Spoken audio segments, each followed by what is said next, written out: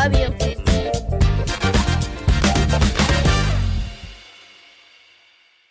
All right, everybody, welcome to a brand new episode of Brad and Mira for the Culture, the Otherppl Show's weekly pop culture assessment. I am Brad Listi, joined as always by my friend and co-host, Mira Gonzalez.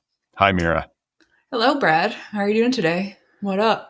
I'm great. I should mention that I am old. I'm a Gen Xer, and Mira is young. She is are you an elder millennial? How do we define you again? I think I'm like a middle or younger millennial. Okay. Weirdly. With the spirit of a Gen Z. That's right. Influencer. Right. I identify as Gen Z, despite being a millennial. No, I don't. That's really embarrassing, and I hope the youth doesn't hold me to account for the embarrassing thing I just said. So I want people to know that Mira just went to therapy before joining me for this episode. That's right. I need a professional to help me with my co-host. It's rough out here, so I got to hire a high-priced therapist to help me deal with my emotions before I talk to Brad. She's emotionally vulnerable. She's always emotionally vulnerable, but today, yeah, that's true. Especially so. I am curious though how you feel after doing therapy and then transitioning into talking with me. It's definitely weird. Like, I feel like you're like about to be like, okay, so like, let's explore that more. Like, how does that feel when you're like in this, like, what? So like when your mom calls you and you immediately start biting your nails, like what is going through your mind at the time? Like, okay, let's practice some like centering exercise. Like, I feel like you're about to like bust out some serious therapy talk at me right now. And it's going to take a minute to shift. Do you always do therapy before you talk with me? Oh yeah, I've got like 5 different appointments a week. So it's like I have like, 2 before I talk to you, 1 on the day that I talk to you, and then like, 2 afterwards just to decompress from how stressful it is to talk to you. Yeah, I don't think people realize what Mira goes through just to make this show happen week in and week out. I mean, the emotional turmoil that I experience, the PTSD, trauma. I mean, I've got all different kinds of therapists. I got a EMDR therapist. I got a PTSD therapist. I got an OCD therapist. I got a CBT therapist. I couldn't afford that ever. I'm just naming as many kinds of therapy as I know. So wait, do you have OCD? As a child, I think I definitely did. I literally could not wear like lace up shoes as a child because I would feel like one foot was tighter than the other constantly. And I like would not be able to function. So I think I definitely had it as a child. I probably have it to some degree now, but like I take medication that is good for both anxiety and depression and OCD at higher doses. So it probably helps to some degree. I got everything, Brad. There's nothing I don't have. Maybe I have podcasting OCD.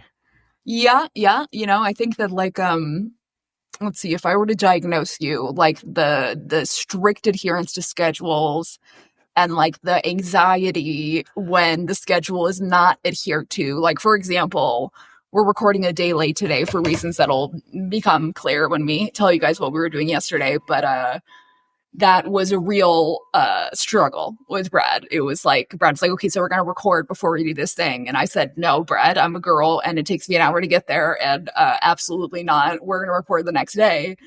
And I said, I know you're going to hate this. And I'm very sorry, Brad. It's going to be tough for you. And so like maybe like autism, ADHD, like anxiety, maybe a little OCD, But I did acquiesce relatively quickly. It's true. I was impressed by how quickly you acquiesced because normally I'm like, okay, like I'm, I don't know, my brain is spilling out of my skull and Brad's like, all right, I can wait an hour if you want to do the podcast in an hour. I'll be like, I broke my leg and Brad's like, all right, well, like you're already running 15 minutes late. So like, I don't know what to tell you. Can't you just use telehealth? Yeah. Can't you just like call up the doctor and say like, it's my leg broken, doc, and then just do the podcast in the meantime? Just have Tyler set it with a broomstick. Just duct tape the broomstick to your leg. You'll be fine. Easy. No problem. That's what my therapist said to do too. My therapist is often like, Mira, like your psychological and physical health is important. But what's more important is recording the podcast on time when you're supposed to record it. And I said, all right, therapist, that's fair. I will leave and I'll go talk to Brad now. She's looking out for me. Yeah. She's that's my therapist's main thing is looking out for Brad's interests. That's like primary. Maybe we should do group therapy, like podcaster therapy together. Like podcaster relationship therapy. How can we be more open to each other as podcasters? How can we be more open to our audience and to each other? And should we explore Brad's childhood? It would be interesting to do therapy together and then just like tape it and then just play it. Yeah, we should do that. I've been watching this show, Couples Therapy, where they just like give couples therapy in like a room that has like very hidden cameras. And so they really like do therapy for real. It is so entertaining. I mean, look, if any of our listeners are therapists and you want to come on the show and do a session with us for a special episode, please, I will tell you my entire mental health history, including medications. I'll send you my health records so that you have something to work with. Let us know. I feel like we would be breaking new ground too, because it's like, podcasters, co-hosts doing therapy. I feel like that's never been done before. Now that I think about it, my best friend just started taking on clients, is in school to be a therapist, and is like currently in her internship taking on clients. She would probably do that. Just grill us. Yeah, I'm gonna ask her that after this. Maybe we'll do some podcaster therapy, and then I would have 2 different therapy sessions each week and my psychiatrist. So we got a team of mental health experts helping me with my incredibly difficult co-host. Today's episode is brought to you by Penguin Press, publisher of Where Are You Really From?, the superb debut story collection by Elaine Shea Chow, who recently guested on this program. You should listen to Elaine's episode. Where Are You Really From is the official September pick of the Otherppl book club. That is my book club. I think you should join my book club. Get a new book delivered to your door every 30 days. I interview book club authors on this program, so it makes for a very enriching and holistic literary experience. You can join the book club at the Otherppl podcast's official website, otherppl.com, and you really should get your hands on Where Are You Really From? It's one of the best books I've read this year. It's an outstanding story collection by Elaine Shea Chow, available right now from Penguin Press. So, Mira, I really feel like you should read this book. Just FYI. Yeah, I think you would like it. All right. I think I don't know if I know how to read anymore, is the only thing. I might have forgotten to learn how to read, or don't know how to read anymore, don't know how to talk anymore. But you know what? I will learn again for this book. It does seem good, I have to admit. I feel like your therapist should be able to help you with some medication that can get you reading again. You'd think, wouldn't you? You'd think. Just something that could just make you like catatonic yet focused. Just slack-jawed yet attentive. I mean, look, I wish doctors would prescribe me something that would be that effective. I would love to just be slack-jawed and just fucking lobotomized in my bed, but those are controlled substances or whatever. Such a shame. Such a shame. Such bullshit. I should just get Oxy because it's fun. I don't need to like have an injury or whatever. Just like a little bit, like not a lot. Yeah, just like a little. Like it doesn't have to be like a massive dose, but like just like enough to kind of sedate me, sedate my brain, make it so that I can like read a book again, even if I won't remember the contents afterwards, Yeah, Mira's going to read Where Are You Really From? And immediately forget everything inside of it. Yeah, that's right. I'll have to like call you as soon as I'm done reading whatever pages while I'm still high and be like, okay, here's what I learned. And then you're going to have to explain it to me the next day. So like, I'm sure you've had situations in the past where like you've thrown your back out or you've had some kind of injury and you've gotten like a prescription painkiller. When you get those, do you feel like, oh man, if I had regular access to this, like I would go off the deep end? Like, is that how you're wired, or do you think you have self-control with it? Self-control. That's funny. I feel like I don't have self-control about like literally anything, besides maybe like eating when I'm in the mood for an eating disorder. But I mean, admittedly, I do fucking love this stuff. And if I had like a ton of access to it, it might be a problem. But I think with that, just because like, spoiler alert, my dad had a heroin addiction when he was young. So I've always been especially careful around opioids and afraid of them. I think honestly, benzos are the one that I can go really crazy with if I wanted to. And I get benzos every month and I don't go crazy with them. So I guess I've got some amount of self-control, but if I were to get addicted to something, it would be benzos. Yeah. You're not going to be surprised to hear that, I don't like opioids. Yeah. And like when I broke my kneecap, I got like this prescription and I took them like twice, but they made me feel sad. They made you sad. Interesting. I thought you were going to say nauseated. Do you want, but I don't think it was like, oh, Brad's neurochemistry reacted to the opioids and created a feeling of depression. It was more like, I'm kind of so lethargic and like not mentally sharp that it just bummed me out. Like I'd rather be in pain and be like, have my wits about me than to just be like numbed out. Yeah, that might be something to go to therapy over because that's crazy as hell. I would say if I'm thinking about what my therapist would respond to that, it would be, it doesn't sound like you're acting out of a place of self-love, Brad. I mean, it's not like I was trying to like play tennis with a broken knee. I was just lying there, but I was like, you know what? I'm not in that much pain. I'd rather just lie here and be able to hold a conversation than be like in a stupor. But like, all right, so like let's whatever. Why is your self-worth so tied up in being able to have a coherent conversation and move your body around? By the way, I did not miss a single episode of the podcast while I had a broken knee. I like lugged myself down to the garage and podcasted with a broken knee. Yeah, so why is your self-worth so wrapped up in maintaining your podcast schedule? As my therapist would say, I think that's something to explore. I got to explore it. You got to explore it now, Brad. Now you have an assignment. Speaking of wrapping my self-worth up in a work project, I do want to give a quick plug to my new company, DeepDive, which is a real thing in the world right now. DeepDive is a new education platform. It specializes in the creation of in-depth courses. The debut course from DeepDive is an audio course called How to Write a Novel, and it consists of more than 50 hours of never-before-heard instruction from nearly 24 of today's most celebrated contemporary writers, including people like Emily St. John Mandel, Stephen Graham Jones, Melissa Broder, Steve Almond, and dozens more. And Mira, I have some news. News? Let's hear it.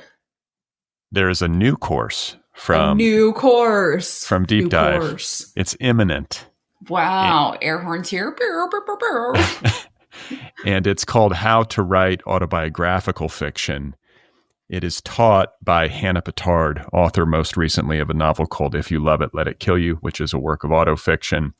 And it also features some conversations with Michael Wheaton, who is the founder of an independent press called Autofocus, which specializes in the publication of autobiographical literature. So it's an intensive, as I like to say. How to Write Autobiographical Fiction is a shorter form, intensive course. Again, it is taught by Hannah Pittard, and it's going to be in like I want to say 6-hour range, maybe a little longer, maybe a little shorter. It's not 100% locked yet, so I'm not able to say with exact specificity, but I do have a launch date. That's the news. You have a launch date, so let's hear it. What is it, Brad? October 1st. October 1st. That is very, very soon. It's Wednesday, October 1st. I'm racing to meet the deadline as we speak. I have a lot to do still. We're about a week away from launch as you and I are having this conversation. I'm nowhere near ready. I am riddled with anxiety. There's tension. There's uncertainty. It's a pressure-packed situation. And we're going to have to see if I meet my deadline. I feel like if you had to bet, you would bet that I will meet my deadline. I'm a deadline meter in general. I would bet that you would meet your deadline, or you would like experience some really serious self-loathing. Yeah. I mean, I will stay up all night if I have to. Without drugs. That's psychotic. Yeah. I will grind it out and get this thing ready for people. But without drugs or a boss like behind you saying like, you got to finish this. That's right. So if you want to get How to Write a Novel, the course that is currently on sale, which is sort of like the flagship course from DeepDive in this literary space, just go to www.deepdive.audio and you can get that course. And then How to Write Autobiographical Fiction will be available as of October 1st. October 1st? Yeah. So with all of this going on in my life, Mira, there was no better time for me to just take the afternoon off and attend Dancing with the Stars, which, ladies and gentlemen, especially people who listen regularly, you know that this was something that we were talking about. It was a possibility. We wanted to go. We wanted to make it happen. We weren't sure if it would happen. And yesterday, it did happen. It did happen. Brad is on a short deadline, and it is like an entire fucking afternoon. Like, you get there at like 2:30 or whatever, and you're there until fucking 7 p.m. So good way to waste an entire afternoon when you're on a deadline. Very good. But it was a work trip. It was I consider it a work field trip. We were doing field recording, though I don't even know. I haven't listened to it. I feel like we're just going to talk about what happened. Yeah, it's probably not that usable. It was pretty loud in there. A lot of music and background noise. Might not be the best thing, but we will cover every bit of it. Don't you worry, our valued listener. You're going to know all about it. Dancing with the Stars has been on the air, I think you were telling me, for what, 20 years? 20 years. Like, that's like insane. Like, I had no idea. I was 13 when it aired. Thanks, Mira. How old were you, Brad? Tell the audience. I was 30 when Dancing with the Stars first debuted. I was 30 years old when Mira was 13. That's right. And right before this episode, I was doing the math there, and I literally said to Brad, "Oh, you're 27 years older than me."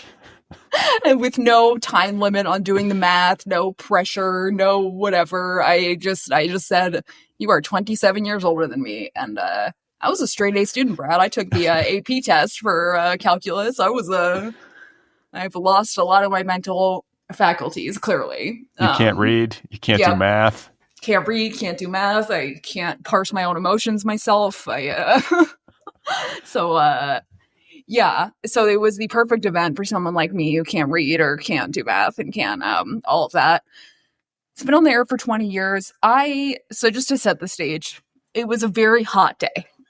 It was like 90 degrees outside and like muggy. It was like damp and for Los Angeles. I think people in the American South might bristle at. Yeah, if you live in Georgia, like, I probably sound like a fucking baby, and you're stronger than I am, and that is the truth.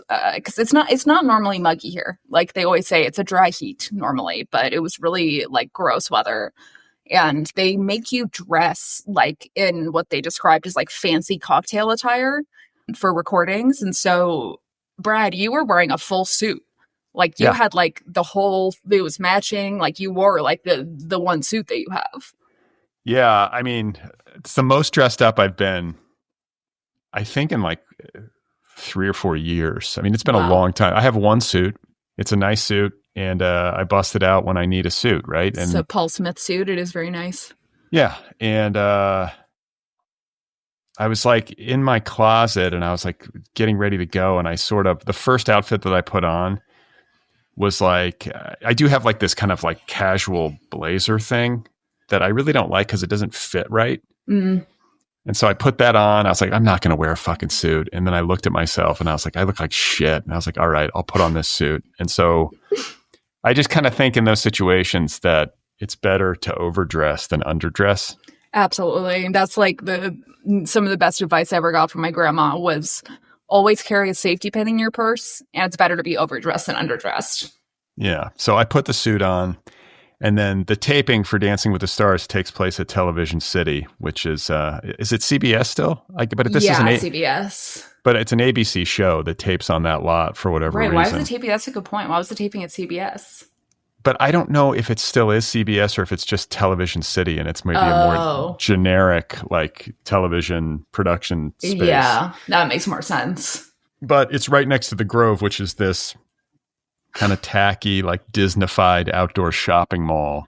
Yeah, it's like a Rick Caruso-owned shopping mall. If you are from LA, you know who Rick Caruso is, but he like ran for mayor and it's like extremely like pro-cop and very shitty and just owns like a couple of malls in Los Angeles that are all sort of the same like weird, ugly like type of mall with like a big fountain in the middle and like ugly statues and shit like that. So, that's where they advise you to park. And then I walked over to greet Mira at on the street. There's like a line, that forms at the gate outside of Television City. And Mira looked very nice. Mira, what were you wearing?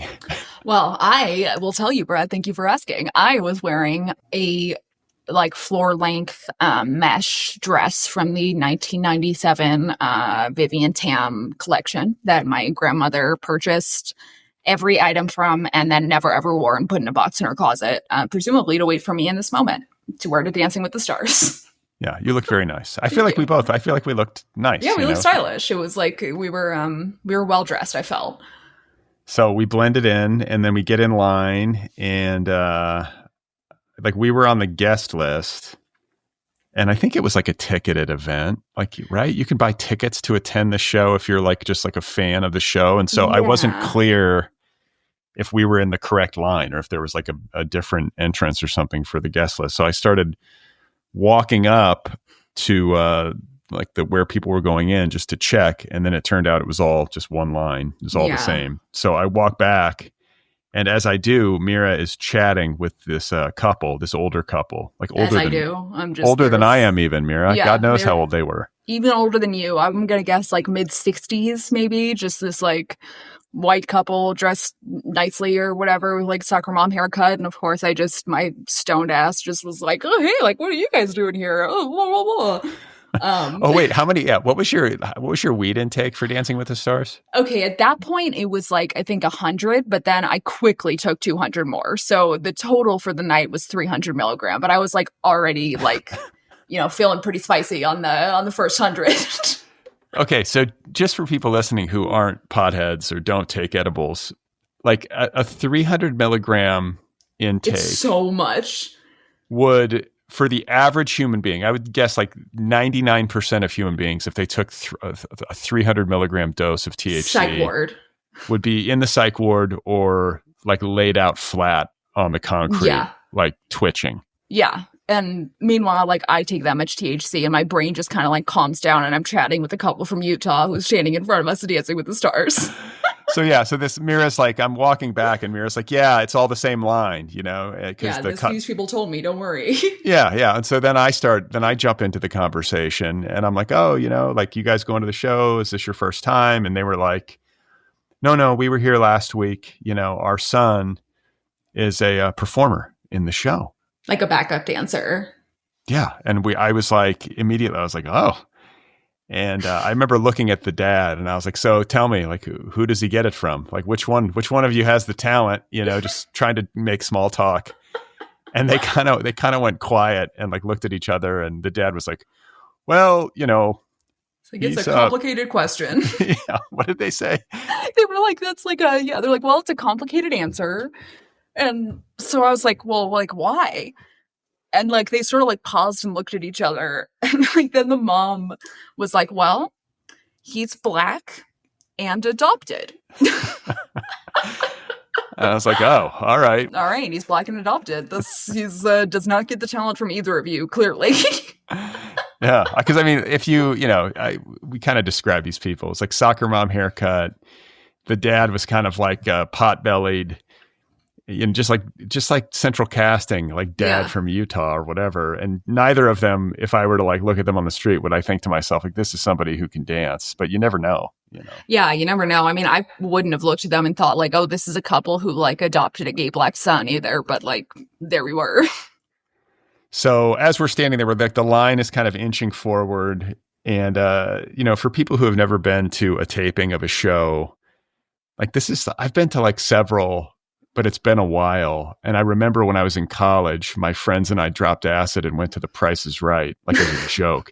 And to go to The Price is Right, you have to queue up at like 6 o'clock in the morning, as I recall. God. That sounds like a terrible acid experience. Well, yeah, we had been up all night. I mean, it was bonkers. I was a hippie. I had long hair, the whole thing. And it was maybe the same exact spot. Like it was bringing me back, when I was standing there with you. And there's like a Price is Right mural.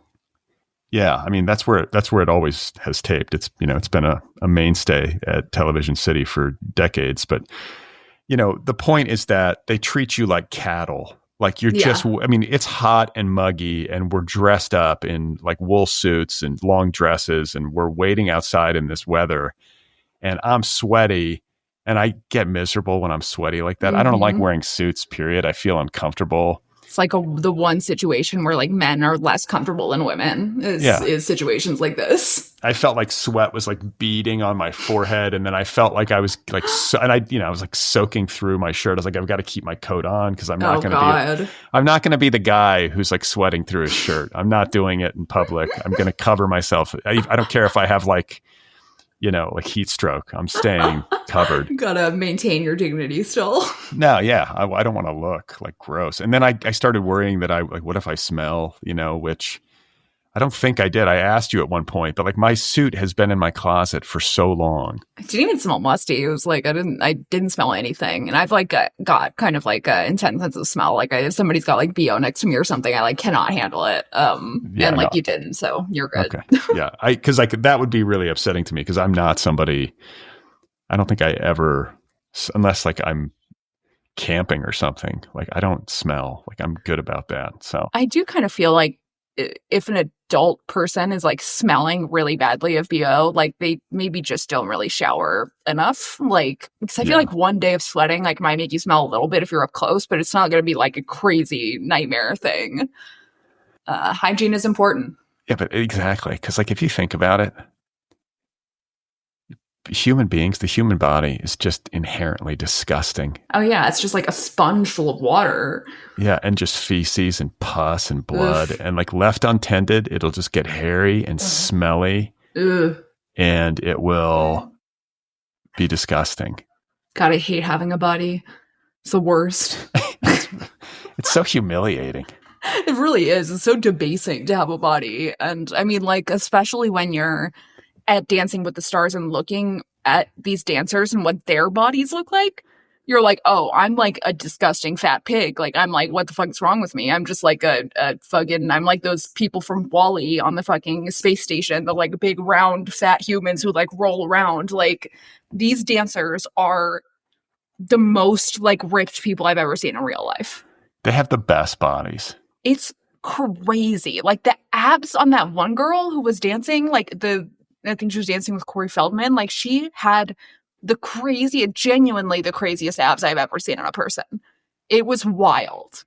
And just the ability to move like that. Yeah. That like they have like their bodies are like what human bodies are like supposed to be like. Right. Like it's like peak physical form. It's like their ability to like move and to like make it look easy, to make it look like so graceful and elegant. And like meanwhile, like their bodies are just like using every bit of muscle they have, and their calves are like as hard as rocks. Like it is so insane. What is it like for two of these people to couple and have sex? I'm like terrified almost to think about it. Like these people are scary. It must be an athletic feat.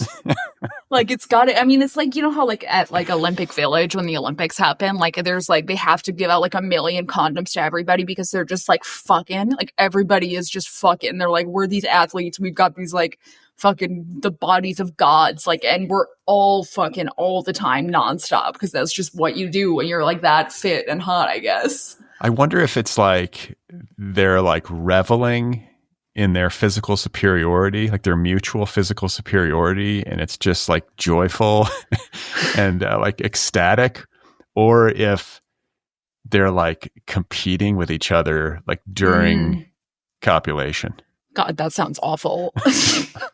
I mean, I do feel like on some level these people must feel like it's so hard to have sex with anybody who's even close to on their level that like when they're in like a village surrounded by other Olympians, they're like, okay, finally, like everybody here who I could possibly have sex with is like on my level of physical fitness. I think we should start a show called Fucking with the Stars. You take a normie, take some like take some low grade celebrity and make them have sex with somebody who's just like a elite sexual athlete. I mean, you could just probably do that with their dancing partners in Dancing with the Stars, and it would work mostly.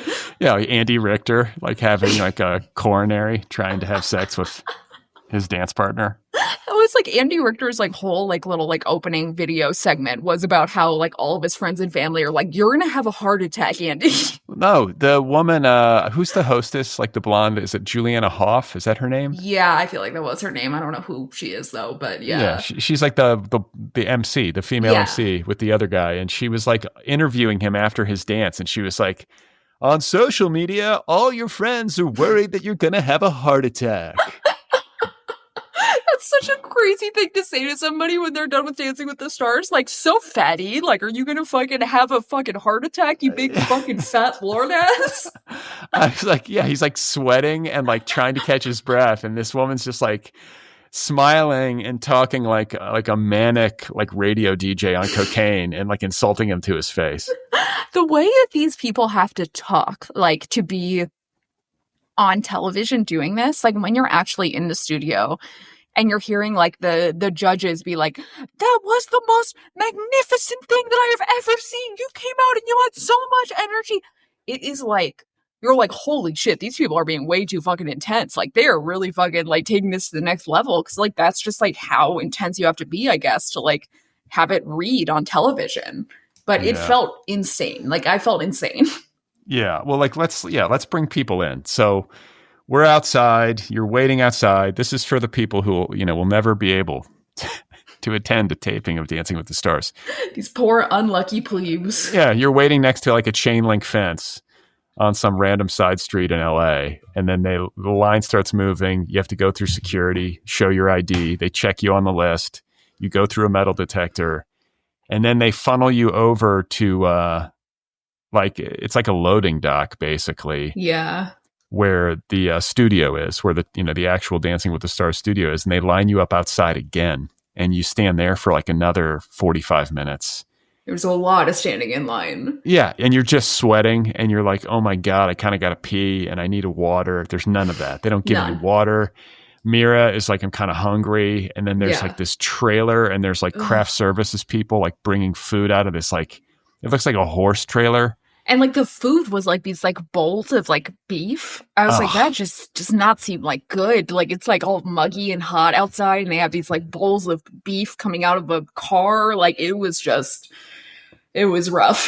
Yeah, and I'm like standing there, and I'm just like, Mira, like this is like, I'm like, group food. It's never a good idea. It's never a good idea. And I was like, Brad, you've clearly like not spent a lot of time like on set where it's like, okay, I've been here for 10 hours and the only thing that I have to eat is this beef bowl. Like, I'm so grateful. Thank you for this beef bowl. Yeah. Ugh. No, thanks. I'd rather starve.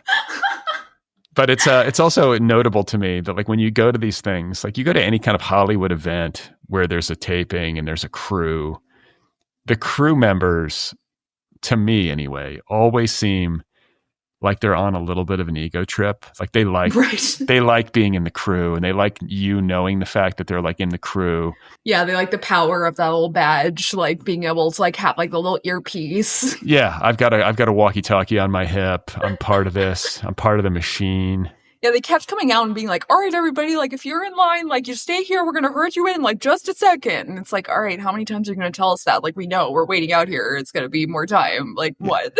Just let us in. Let us sit down. Yeah, just let us in. Let us sit down because it was so hot. We were so prepared to like be in air conditioning. Like we were just like, it was muggy. I wanted like the dry air conditioning air like so badly. And yeah, so then like we're in this line. They bring us to another line. Then they bring us to the loading dock thing. Then we get in. And it was pretty cold in there, but like, yeah, I feel like it could have been colder. Yeah, I wasn't pleased. I wanted it to be like a refrigerated truck. Like I wanted to be able to see my breath kind of thing. Like I brought like a jacket and I didn't even put it on. Yeah, and I just figured because there's dancing, like it's a physical show, that they would have it extra cold so these people aren't like, sweating bullets or whatever. And right. And maybe it was like colder because like so there's like a 3 levels of balcony level above us, and then there was like the dance floor below us, and we were like on like the first balcony level. And so like it's possible that it was colder down there on the dance floor than it was like where we were sitting maybe. Yeah, I guess it would be hotter up high. We were on the second. Mira and I we walked upstairs and we were on the second level in the balcony, like the first balcony level, I guess is how you'd put it. And we had a good view, but it's like these kind of cheap chairs, like the kind of chairs you sit in at like a shitty like wedding reception. Yeah, like an uncomfortable chair. It was not like it was like I felt like a lot of this set was kind of surprisingly cheap, like based on, because I had like seen my first episode of Dancing with the Stars last week, and so I barely know what's going on. But even like in the episode, everything seemed a lot more like high quality on the show than it did in real life. Yeah. I mean, that's often the case though, right? With Hollywood Yeah. stuff, is that it looks really fancy on TV, but then, like when you're seeing it in real life, you're like, oh, this is just like plastic and some like weird cellophane. Yeah, and everyone's in these weird chairs, and like they had these like big giant disco balls that they were like hanging from the ceiling, and like they had like different ones like for the performances, like, and like every single time they put a new disco ball up there, I like leaned over to Brad and I was like, it's gonna fall down. That disco ball's gonna fall down. It's gonna come crashing to the floor. Like there's no way that's gonna stay up there. I think that's as far as like Mira's weed paranoia goes. Yeah, exactly. The disco balls are going to fall. I can feel it. And like without the weed, I probably would be more concerned about the disco balls. Like with the weed, I kind of like, oh, the disco balls are going to fall, Whatever. Oh, well. Did you feel it kick in? Like, was it something that like, can you feel 300 grams of THC? Oh, yeah, definitely. Yeah. I mean, that's like for sure. I can like feel like, okay, I'm going from sober to stoned. Like I definitely, I wish I was in a constant state of stoned to the point where I like couldn't even tell the difference. But no, I definitely could tell the difference. Like I definitely like, when we were in line on the way out, I felt like the 100 milligrams like kicking in. And I was like, that's great. And then when we were in there, I took 200 milligrams more. And I feel like in the first dances started to kick in. And that was like, I was like, all right, now I'm chilling. Like now this is good. Now I'm like entertained by these dances.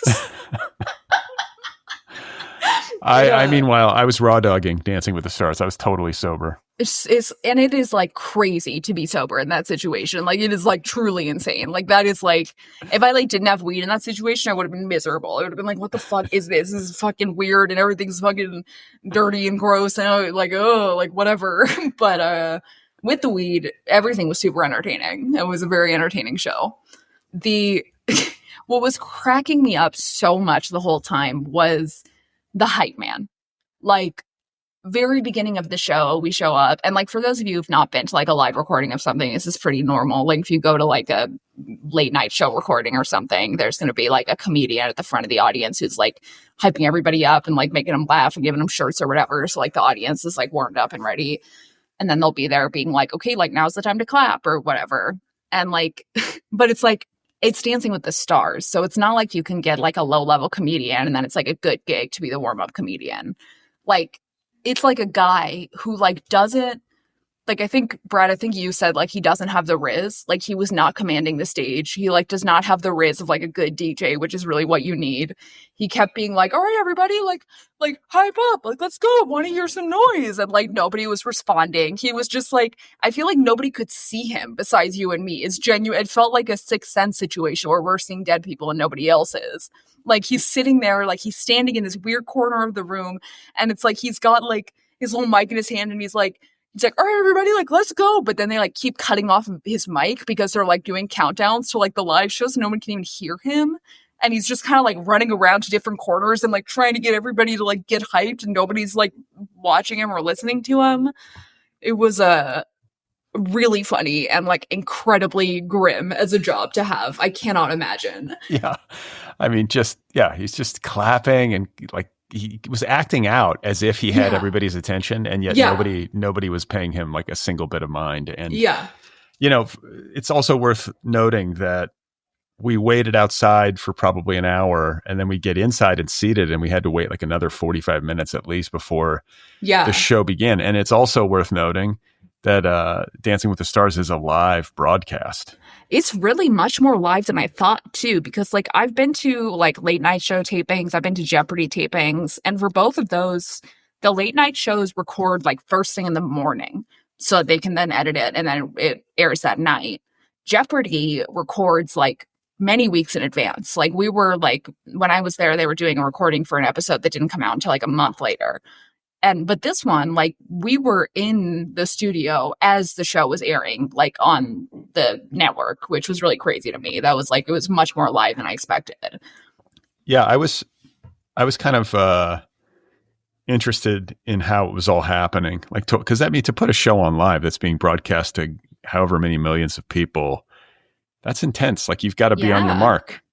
It's like, it's got to be intense. And they really did like have it down to a science. Like they were like really like on it, which I guess after you've been doing it for 20 years, you probably should be.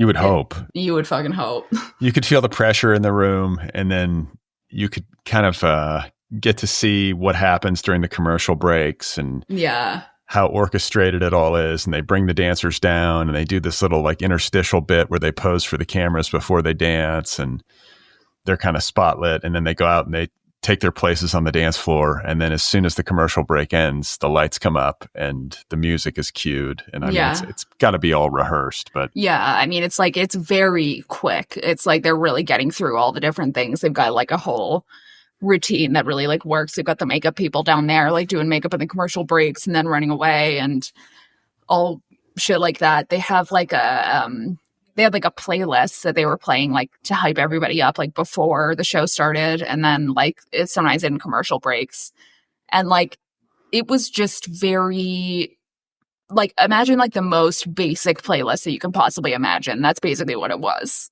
It was like okay, it was like, what were they playing, like Thriller, dancing on the ceiling, or like dancing on the ceiling, like Sexy Back, and like then like right before, so they basically were like, okay, like this grim hype man is in the mic and like Thriller is playing. He's like, all right, now's your time to dance like a star, everybody on the dance floor. And like they brought the whole audience down there to go on the dance floor, and Brad and I very much did not participate in that.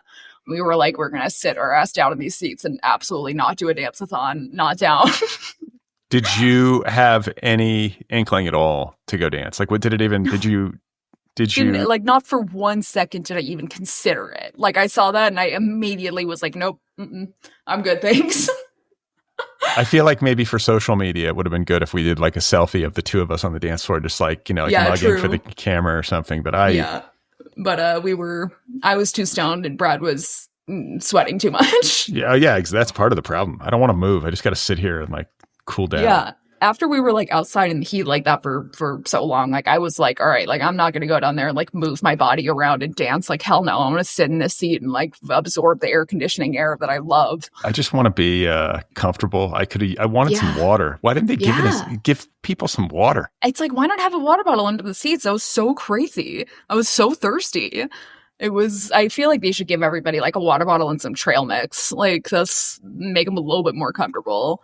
Something. Yeah, so like the playlist, very basic, and it was very funny to me, like the very last song that they played on the playlist before the show started taping was, of course, as you might expect, Sweet Caroline. Like I often say that song like activates white people in a way that's truly frightening. Like you play that song and it's like a Manchurian Candidate. Every white person in the room is standing up and they're like, hands, touching hands. Like you just cannot, even me, I'm there and I'm like, it starts and I'm like, all right, like Sweet Caroline, like you cannot help it. And like that song I feel like was more effective than the hype man for the entire show. Like, they just played that song and everybody was fucking hyped. And, like, it was the only time that people were truly, truly hyped. Neil Diamond is the real hype man. That's right. Yeah, you just got to get fucking... Literally, like, you get some drunk guy in there with an acoustic guitar playing Sweet Caroline and the whole audience will be on their feet. No problem. I gotta say, I'm not that into it. Like, I don't get like into the Sweet Caroline thing where, I mean, like, I don't really care that much either. But like, did you not feel like when Sweet Caroline came on, like when they did that part where they go, were you not kind of singing that a little bit, like to yourself? I'll go along with it. I definitely I feel the whole like Manchurian Candidate thing where like that music comes on and like all the white people in the room just like get to their feet. Activate. Like it's just suddenly it's like a button's been pushed. They're just standing all of a sudden and they're clapping their hands and it's like they're some of them are crying. You got fucking old middle-aged football fans up there and hands touching hands. So and now I think we should get to the most important part of this whole thing and the largely the main reason why we were there in the first place, which is our girl Hilaria Baldwin. Hilaria Baldwin. Si se puede. Si se puede, Hilaria.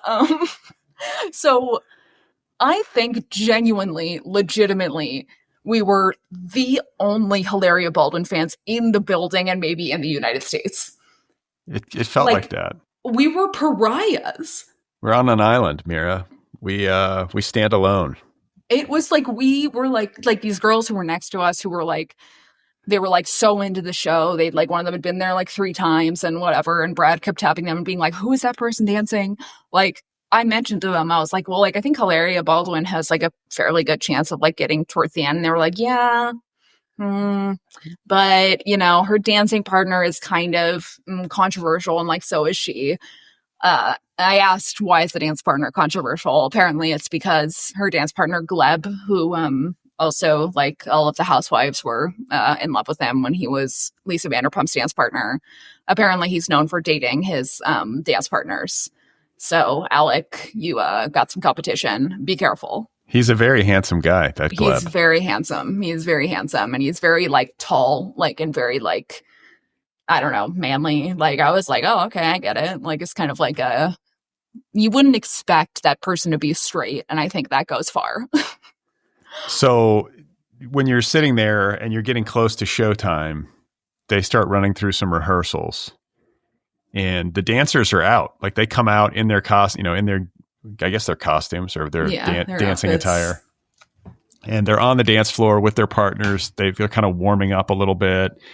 And they're kind of just like mugging for cameras and mingling with each other, but they're tense. I mean, it's like a little bit of rivalry you can kind of sense.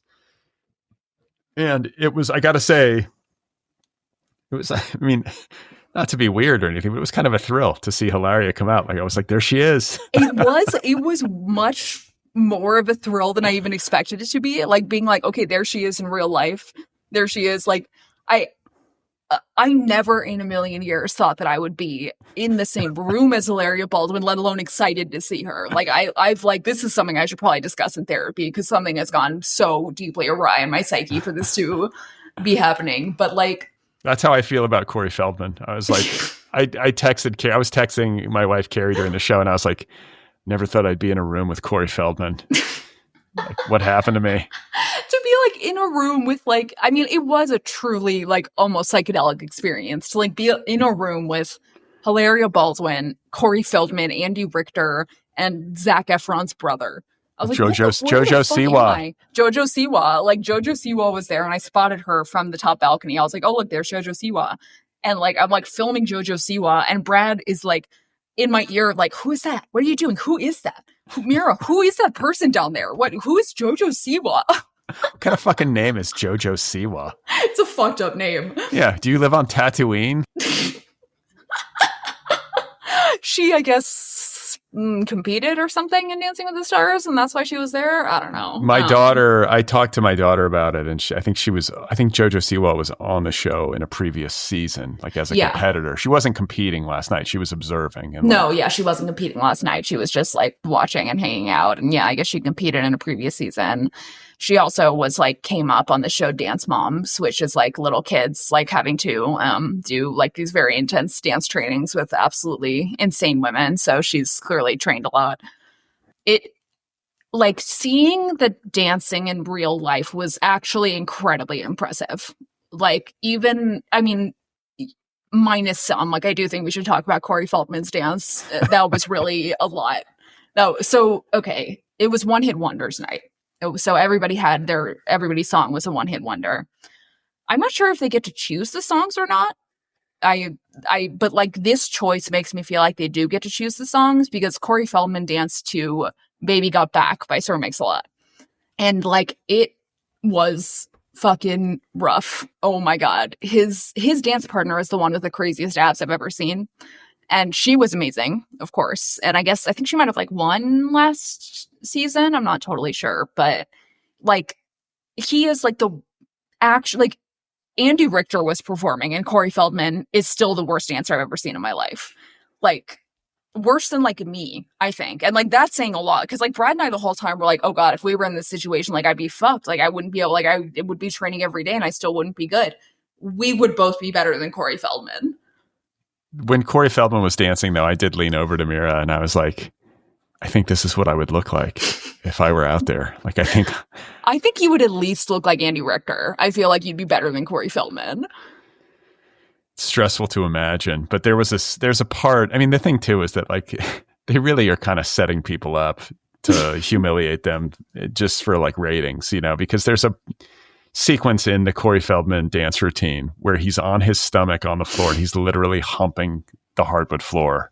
Like the kind of humping they do in the WAP music video for those of you who have seen it, like where they're like humping the floor and hitting the ground with their hand. Like it was a lot. Cause like it's one of these things where it's like he can't dance. So this girl is just doing the most impressive dances all around him and being so incredibly impressive. And meanwhile, Corey Feldman's fucking 50 whatever year old ass is like on the fucking floor humping the ground.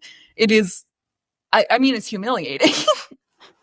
Like at least Andy Richter was like poised. He wasn't a great dancer, but he didn't hump the floor. Well, they didn't make him hump the floor. I feel like maybe he would have put the kibosh on that. He'd be like, I'm not humping anything on national television. I mean, I certainly would. Like, I would certainly be like, no, let's not hump the fucking floor. But I also get where if Corey Feldman is dancing, you have to have like a gimmick for that to work. Like, it's got to be something insane. He's not very versatile. Like, that's the thing. For these people who really couldn't dance, it felt like the routine essentially consisted of the professional dancer like dancing her ass off, and then like Corey Feldman just sort of like freestyling in some really pedestrian way, like off to the side. It seemed like the girl dancers were all way more impressive than the boy dancers in terms of the celebrities. Like even the girls who like that one girl from Fifth Harmony who's like clearly like not a professional dancer or whatever was still very good. And like she did like a pretty simple dance, but it was like very pretty. And like she like followed through or whatever. It was like nice. Like I feel like the men, like some of them get stubborn or something like that. Like I feel like Corey Feldman like was barely trying. And like I say this as somebody who like does not move my body at all and who like, you know, if I had to do 4 seconds of that dance, I would be fucked. But like compared to like imagine how much Hilaria is training versus Corey Feldman here. I mean, we talked about this on our way out. I was like, if I ever somehow got on Dancing with the Stars, like if I was like, yes, I'll do this, I would want at least 3 months to train and to diet and to like get myself like just to get right, like just to be like presentable. Right. Just to like, even if I knew for sure I was going to get eliminated on the first episode, I would still want to train for like minimum 3 months. And that doesn't even feel like enough. Yeah, you've got to be in such good physical condition to do this. And, you know, I feel like that benefits our girl Hilaria because she's truly in great shape and is a real athlete. And you can tell, like, seeing her in real life, too. She's muscular. She looks like she hasn't eaten a full meal in months. Oh, yeah. She looks like she has, like, 2% body fat and, like, the most dense muscle you've ever seen in your life. Like, so we're sitting there, right? And, of course, first thing, when we get there, we're looking over, and on the floor, right on the edge of, like, the dance floor is where all of the families of the competitors sit. So immediately, and they have like the names on the backs of the seats. And so immediately I put my glasses on and I'm trying to read the names on the seats. And I'm seeing no Baldwin. We're searching for Baldwin, no Baldwin. I'm searching, I'm zooming in on my phone, no Baldwin.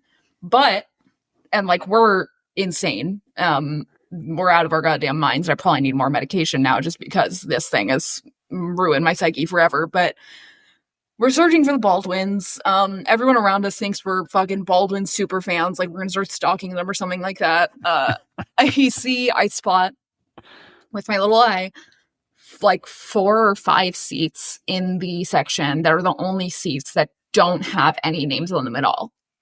And I turn to Brad and I say, look at those 4 seats. You see how there's no names on them? That's where the Baldwins are sitting.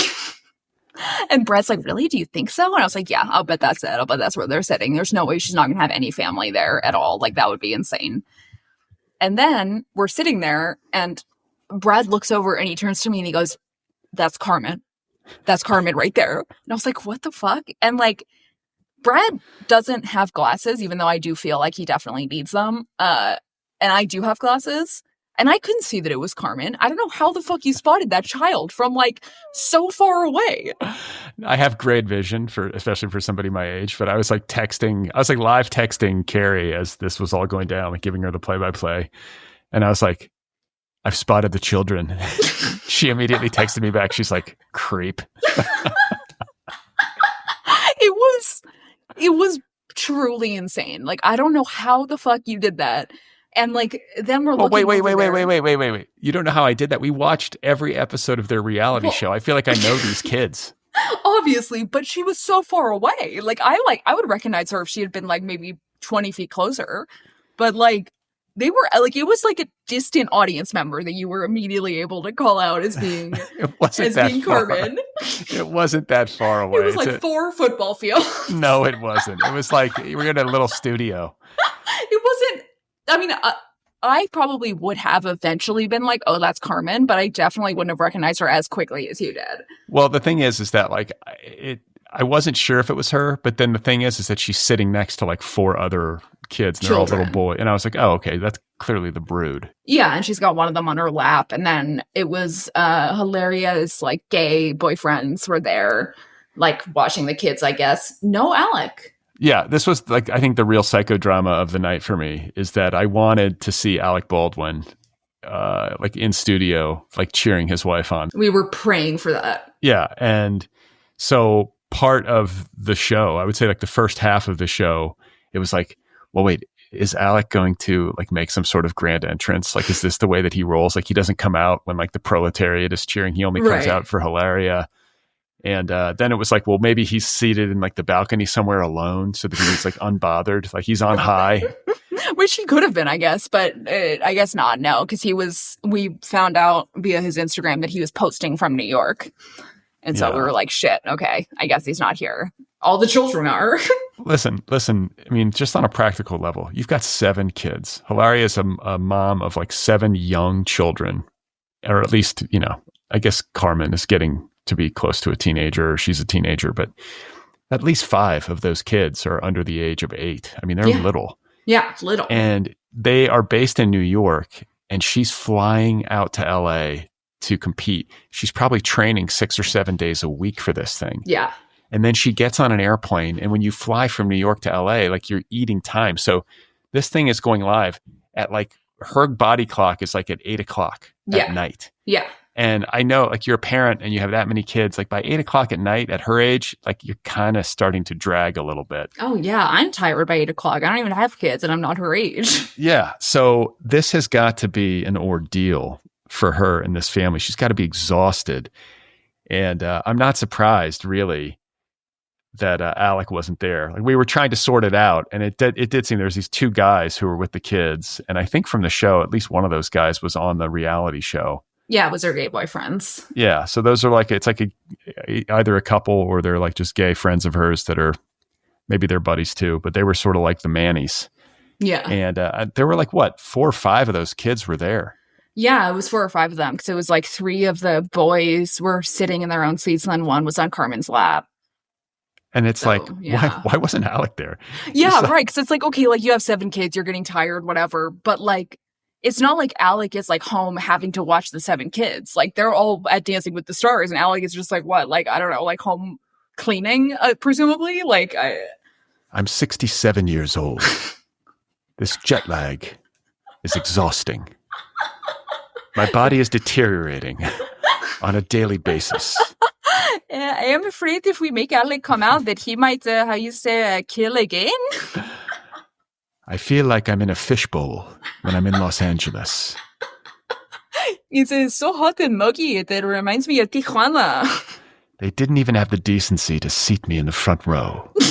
I'm disgusted and offended. I'm not going to, and I bet you too, like they didn't fly him out on a private jet. These kids are like, maybe they're in first class on like American Airlines. Yeah, they're probably in like business class or whatever, like first class, business class. But like to fly, imagine how much money that is to fly out every week. Like, are they paying for that? They must be, I guess. No doubt. I mean, look, listen, that show, like one episode of that show generates many millions of dollars. Mm-hmm. So I would say that, flying the family of the contestants out is the least, especially if it's a famous contestant. That's nothing. That's peanuts. I mean, I would hope they're all famous contestants, but I mean, it's Dancing with the Stars, not with the normies. Yeah, I mean, like Alec Baldwin's wife is maybe like a higher profile contestant than like some TikTok person. Though I guess like maybe not these days, you know? I mean, apparently I was like talking to Natasha afterwards and like she knew who that TikTok person was. And like so did like everybody at my Rosh Hashanah dinner. I was like, what the fuck? Like how does I've never heard of this person in my life. Like what, Alex Earl? Alex Earl. Yeah. They all knew who she was. I was like, that was the first person out of Evan's mouth when I got home. What the fuck? Who is she? What does she do?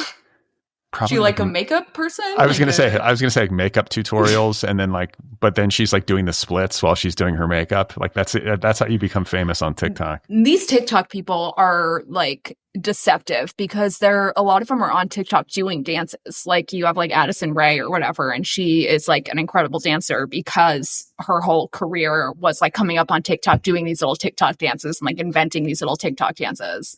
And so, like, I think, like, that Alex Earl girl was pretty good. And, like, I feel like it's because she probably, like, came up on TikTok doing these little dances and, like, got used to doing choreography or whatever. Yeah. I mean, there's definitely, I mean, like, the Mormon housewives, what's her name? Whitney something? Yeah, they're from the TV show The Secret Lives of Mormon Wives.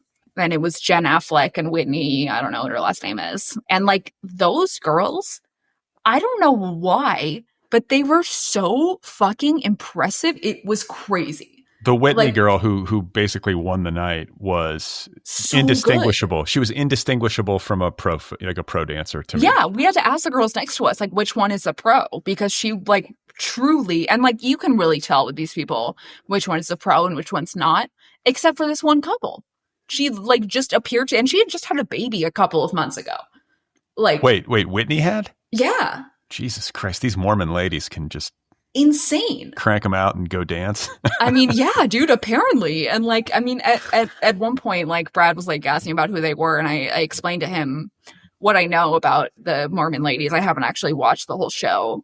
But I know that they became famous because they were like famous on TikTok for like doing like mom talk, like TikTok's about being moms. And then there was like a big swingers scandal that dropped where like they were all like swinging with each other's spouses.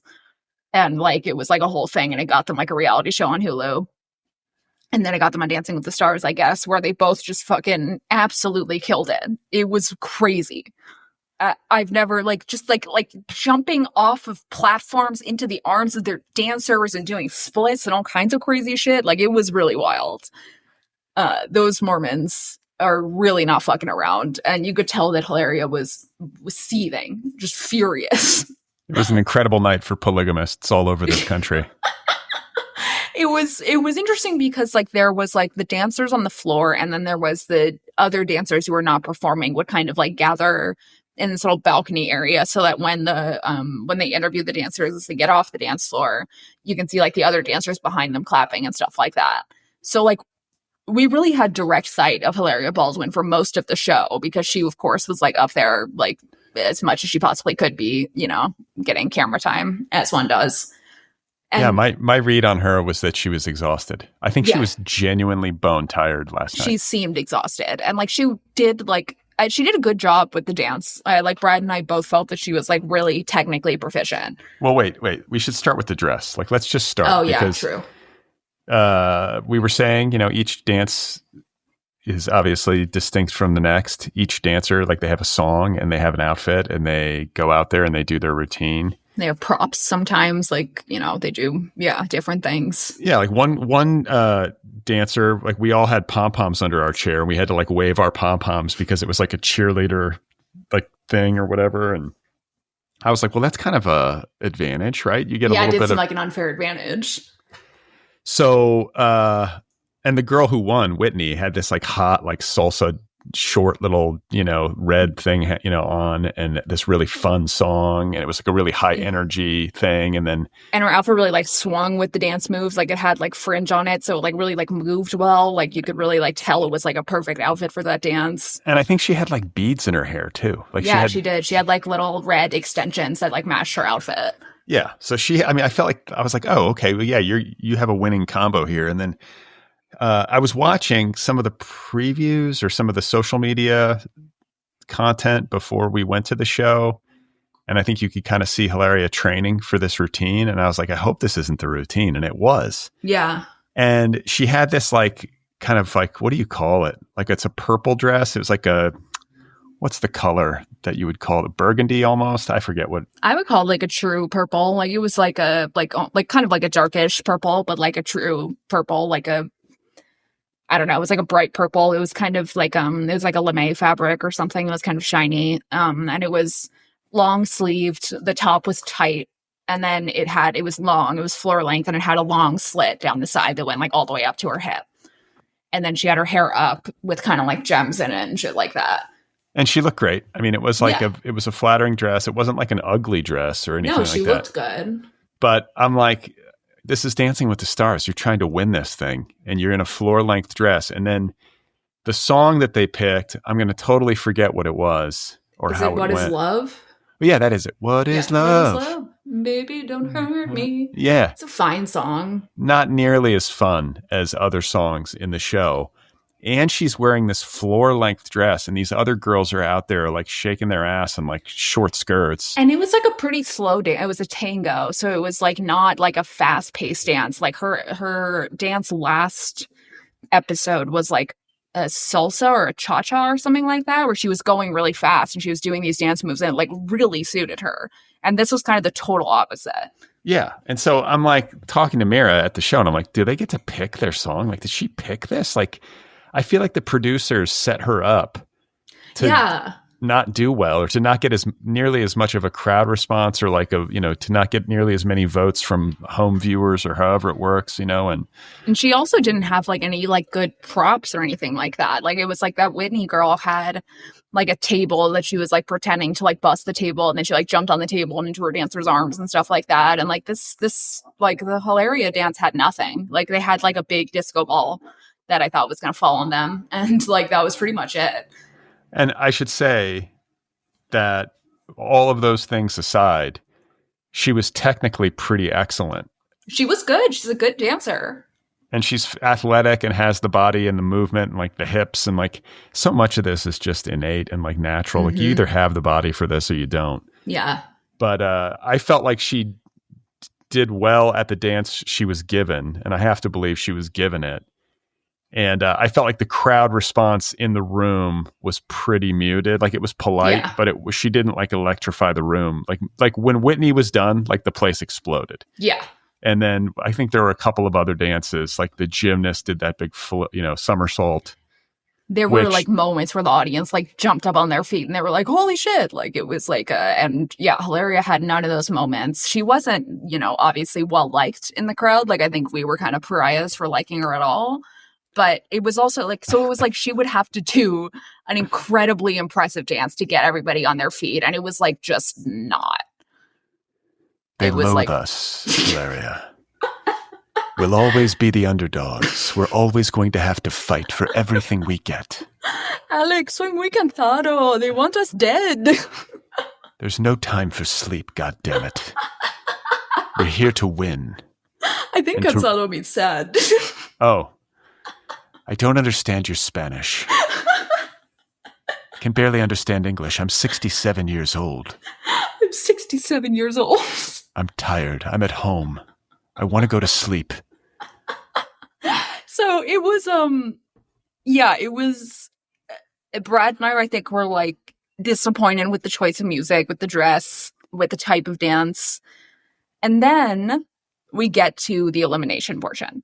And so we get to the part where they get all the couples on the stage and they call the couples and they're like, you're safe, you're safe, you're safe. 2 couples are being eliminated this time. And they had 3 couples on the stage and they were like, it was very tense about like which one of the couples was safe. And one of those couples was Hilaria Baldwin and Gleb. Yeah, I mean, like, okay, so Hilaria finished her dance and she got 3 7s. Yeah. From the judges. Which is good. A solid score. And I want to say that brought her total points from, across 2 episodes to like, what was it, like 45 or something? Yeah, I don't know. She was like 3rd place or something like that. Like she placed well. Yeah. So she was in the top 3rd of contestants in terms of judges' scores. And then I guess there's also like voters from home whose contributions also are like weighed in somehow. And I thought like when they got to the elimination part, which was genuinely tense, like Yeah. it's kind of awful to make these people stand there and they're going to get like two of them are going to get humiliated and sent home. And like, I know it's for fun, but it still sucks. You could feel it in the room. It's different than at home. Like when like Brad and I like stopped talking for like the first time in the whole show when this happened. Yeah. I mean, because like, well, the first thing is I was shocked that like when they were doing the elimination, I kept waiting to hear Hilaria's name called. Yeah. And it didn't happen. And I was like, okay, so the next round, she's going to get cold. And then like that round would end. And then they get to the third round. And all of a sudden, it is Corey Feldman and his dance partner. And then Baron Davis, the basketball player, former basketball player, and his dance partner. And Hilaria and Gleb. And I was like, this is crazy. Yeah. And I literally remember like clutching your arm being like, are we going to watch her get eliminated? Like, I can't do that.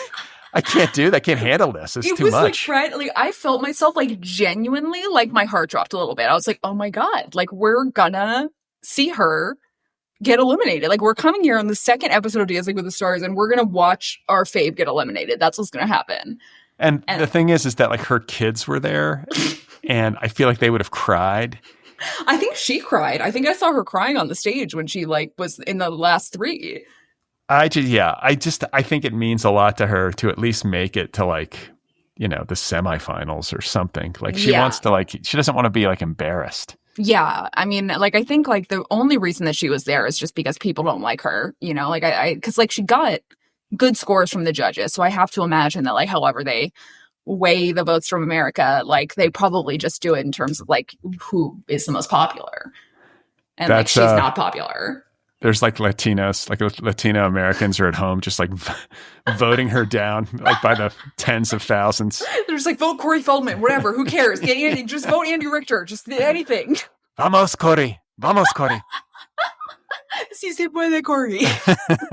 And like, it should be noted that like Corey Feldman had like probably the worst dance. And like this basketball player guy was a close second. Like he might be an athlete, but that man is not a good dancer. That was like a nothing dance. I got to say he was kind of out of shape for somebody who used to be in the NBA. Right? He was like, he was kind of like not going very fast. It was like very incredibly mid, like totally forgettable. I don't even remember what song it was. I don't know.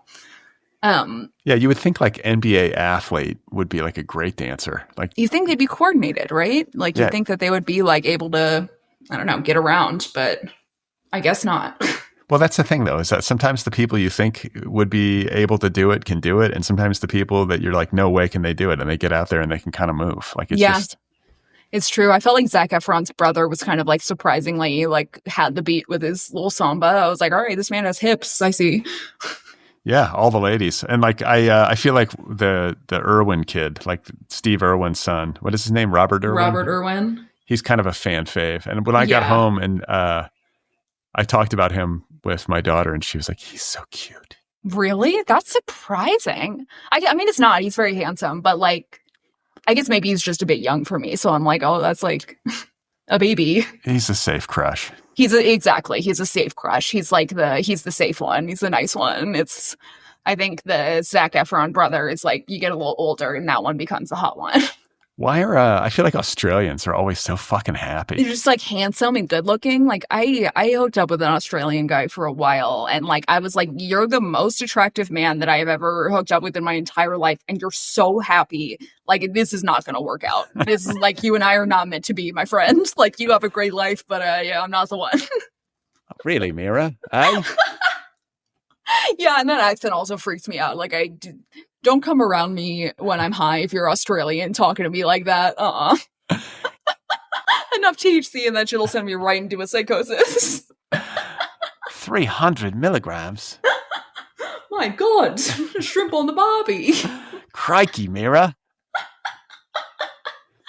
So, all right, I believe moving on from Dancing with the Stars, unless you have any final commentary, I believe we have an Angry Adam this week and then a quick story. Yeah, I mean, I'm happy we went and I'm happy we got to see Hilaria advance. I'm sad we missed Alec and we'll be rooting for her in, I guess, round 3. Yeah, we'll be keeping with the updates each week. It does air on Tuesdays, so next week we will be back with another update as long as Brad does his homework. And maybe Angry Adam has some commentary on it. I guess we'll see. Hey guys, Angry Adam here. Sorry I missed last week. I was on a fishing trip in Montana, which was really lovely. And also I was, I don't know, in a kind of dark K-hole of my own making. But a couple things. Brad, like your description of hating brunch is so fucking wild to me. Basically, you just don't want people to have a good time. You would be so great in this Trump administration as like the fucking vice chancellor of culture or something. You know, no brunch, no laughter. You're like something out of a fucking Dr. Seuss book. Also, oh yeah, Charlie Sheen. I watched the documentary. The Corey Haim rape charge was like pretty much like dismissed, and also Corey Haim's mother says he didn't do it, and that Corey Feldman made the whole thing up. Look, if you're going to have to choose who to believe between Corey Feldman and Charlie Sheen, this is a Sophie's choice of your fucking own making, and just choose not to believe anything. I'd say just like fucking take a vacation from reality. Also, last but not least, I was going to talk about Jimmy Kimmel being taken off the air. Brad, the FCC chairman called me to consult me, and he said, "Who should we take off the air next?" And I pointed him at your house, not even your podcast, just your house. So you can expect the Gestapo to be knocking at your door. They don't really like your jokes at all. They thought the Corey sandwich thing was really offensive, and they want to put you in a gulag in Santa Monica where you have to smell toast and eggs and coffee all the time. All right, that's it. Be good to yourselves. Love you. Love you, Angry Adam. Thank you for the message. A gulag in Santa Monica really does sound like the worst of the worst. That is really rough. Of all places to be in a gulag. My God. Yeah, it sounds intense. And I feel like Angry Adam had like a cold or something. He sounded like he was under the weather. Yeah, he was a little sniffly. Maybe it's like not a K-hole of his own making, but like a K-hole of a virus's making. Angry Adam, I recommend a COVID test. Maybe get a COVID test and come back. Let us know. It is running rampant. It's easy to catch COVID when you're on a deluxe fly fishing trip in Montana. I mean, That's right. Those fish spread the COVID, actually. It's fish COVID this time. And I guess speaking of vaccines, there's been a lot of controversy around vaccines in this week. Trump has announced an apparent link between Tylenol during pregnancy and autism. He says that taking Tylenol during pregnancy causes a much higher risk of autism, which I hope the Gestapo doesn't come get me, but that is not true. That is just factually absolutely inaccurate. It does not. And in fact, what does cause serious brain damage in babies in the womb is a high fever. And a Tylenol prevents that. So just FYI, that is, in case all of you didn't know that was fake, it is fake. Having said that, I am going to get pregnant and take as much Tylenol as I possibly can because I want my child to be the world's most powerful Wikipedia editor. I can't even compute this. Like, why are they doing this? What is he talking about? He's just making shit up. And Bobby Kennedy is so fucking bonkers. It's crazy to call him Bobby. I was like, who is he talking about at first? And I was like, oh yeah, right, RFK Jr. Yeah, Jr., whatever. I just like, why are they doing this? Like, I think RFK Jr., he genuinely believes this? Or is he... I don't know. I mean, does somebody have compromat on him? And are they saying, like, you've got to destroy the American health system? Why not both? Porque los dos. I mean, I think is both. You know, I think that they want like a monopoly over women's bodies, and they want a monopoly over pharmaceuticals, and they want a monopoly over vaccines and public health and like all of this fucking bullshit. Well, yeah, because like they were saying that Tylenol, you know, they're claiming that Tylenol is somehow a problem for pregnant women and that it causes autism. And then I want to say there's like a new fangled drug of some kind that they're going to recommend instead. Oh, of course. And that drug is made by a company in which Dr. Oz is a principal. Oh my God.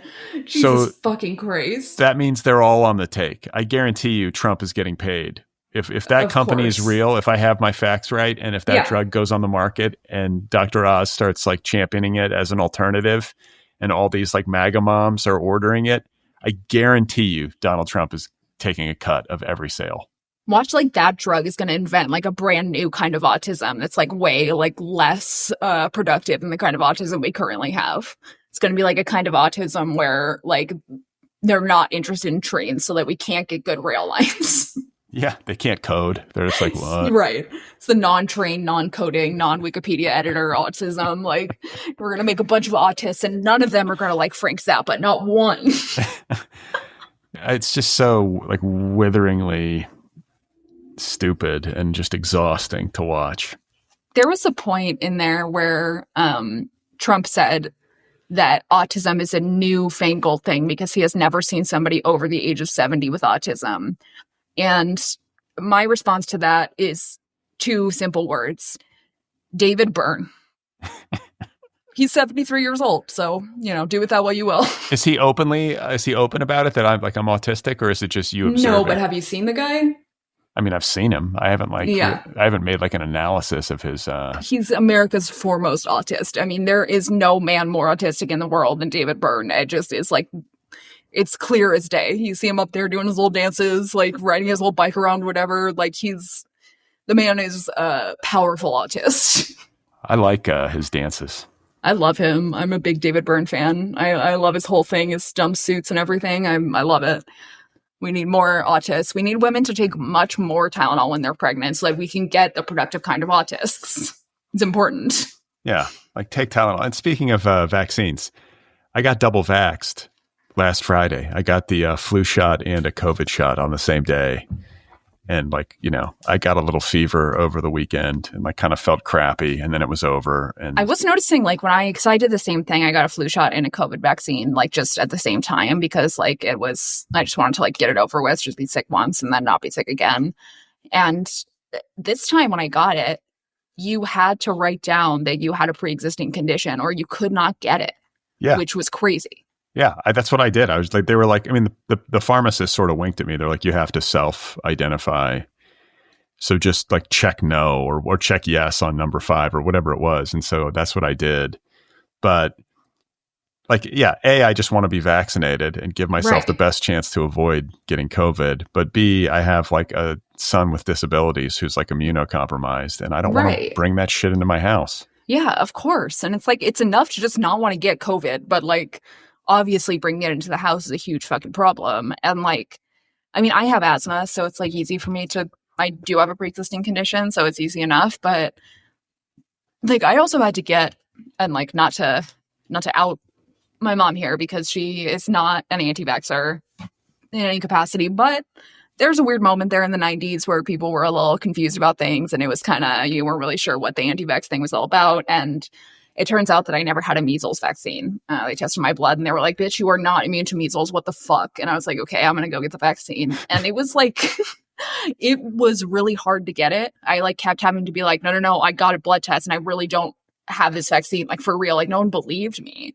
It was like, and like vaccinate your children because it was a truly profoundly hellish experience. I mean, if I were having young children right now and this fucking administration is going to either take away access to vaccines or make it harder to get, that would stress me out. And like all these kids are going to be passing like measles to one another, and it's just a needless disaster. Like we had this stuff bottled up and they're going to break it.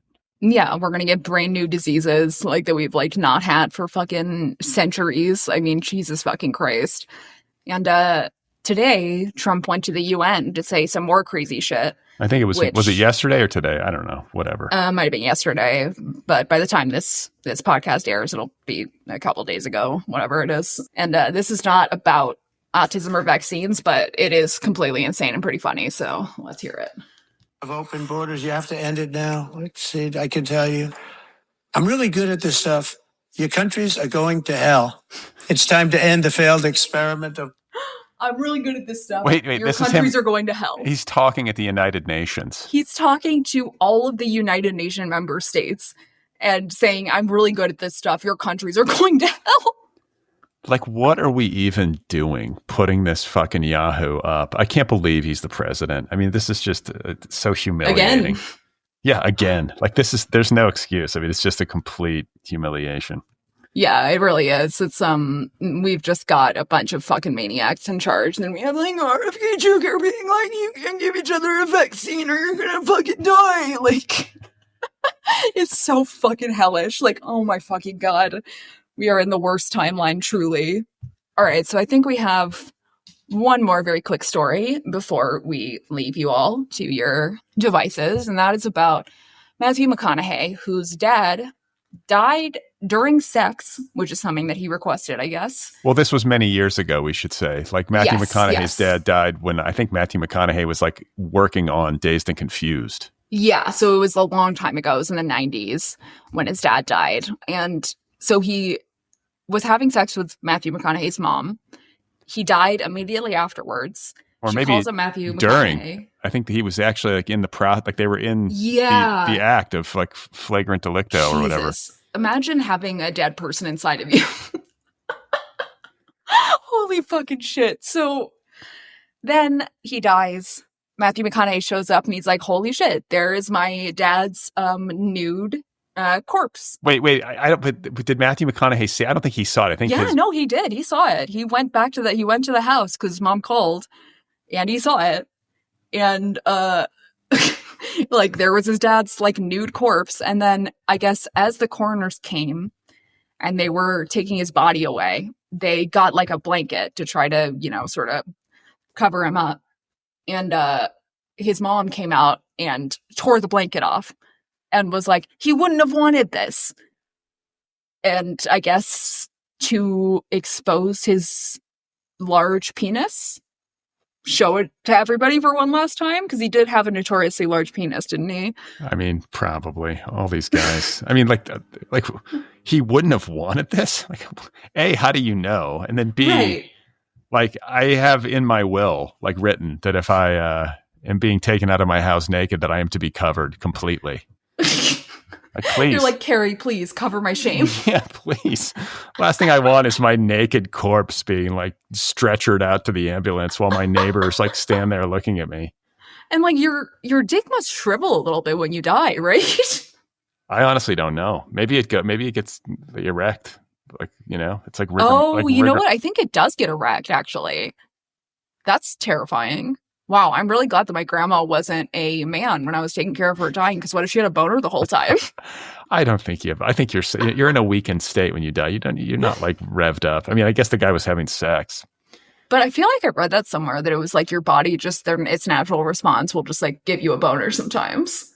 I hope when you die, you go out with a boner. That would be it's kind of a nice thought. Yeah, it's kind of nice, right? You kind of like have your dick in like its best state. It's like saluting. It's like on its way out, just giving like a pageant wave. Just like, see you later. A pageant wave. Thank you so much. Thank you for your time. Thank you. Oh man. So yeah, and I mean McConaughey. I guess he's got a movie out. That's why he's in the news. Like I think he's got like a new movie that he's in, and I want to say his mom and his son are both in it with him. It's like a family affair. So that's why he's talking about his dad's exposed hog. Yeah. Got to sell this movie. Let's get the old, dad's hog story out. Dust that one off. Dust off the dad's hog story.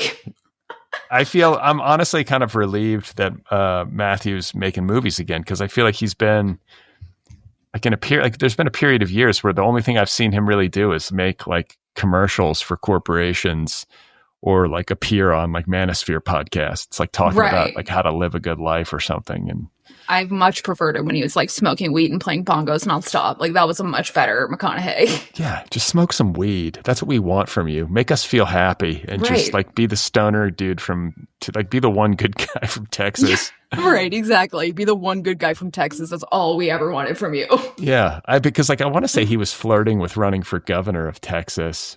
Oh yeah, he was, wasn't he? But he would never declare like where he was politically. Like, you know what I'm saying? He was kind of very intentionally vague about the whole thing.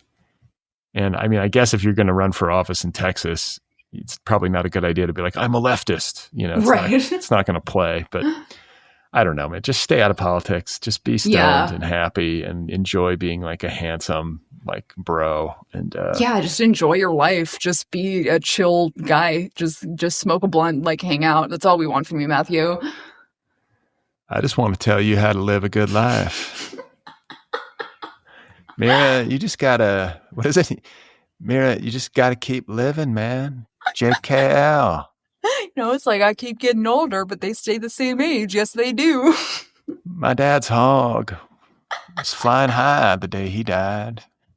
The impression kind of sounds a little bit like George W. Well, he's from Texas. Yeah, it works. Listen, got your Texas accent down. It's strategery. Strategery. Remember George W. Bush? I thought that was the low point for America. I was like, oh, well, at least we'll... He was fucking funny, too. I mean, that was fucked up. He said some funny fucking shit when he was, like, not trying to. Like, being like, now watch this drive. I do. I distinctly remember his presidency ending and, like, Obama getting elected and just being like, wow, we've hit bottom. Now we're bouncing up and we're going to... So hopeful. Everything is on the up and up, you guys. Now look at us, Mira. We're at Dancing with the Stars. Now look at us, rock bottom, Dancing with the Stars, rooting for Hilaria Baldwin. What have we become? Yeah, we're soft stalking the Baldwin family. Soft stalking. That's what we're doing. It's really true. It's a gentle, loving fandom, and we will follow them to the ends of the earth. Our fans give me the creeps, Hilaria. It's really troubling, and I'm staying home. I refuse to be with them. I'm scared for my life. It's like, yes, they're freaks. That is true. That is true, Alan. She wants the fans. I think she'd probably be good with fans, I feel like. Oh, yeah. I'm sure she loves them. I'm sure she wanted to, like, go be in the audience and have everybody, like, hug her or whatever. So, anyway, it was fun to hang out IRL. We did it. We went to, Television City. We saw Dancing with the Stars.